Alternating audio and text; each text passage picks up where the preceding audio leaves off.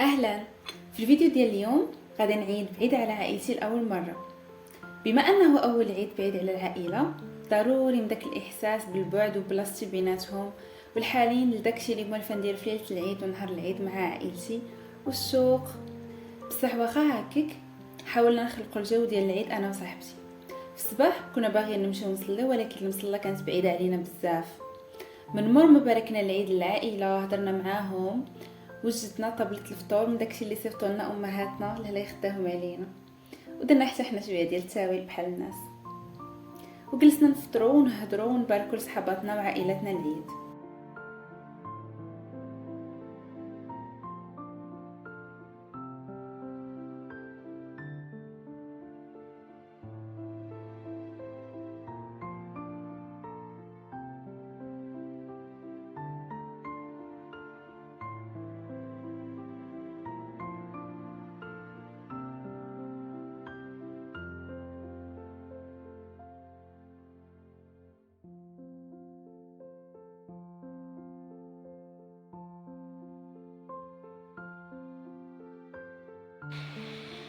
وجدنا راسنا في العشيه باش نخرجوا نتمشاو شويه ونشوفوا الاجواء ديال العيد.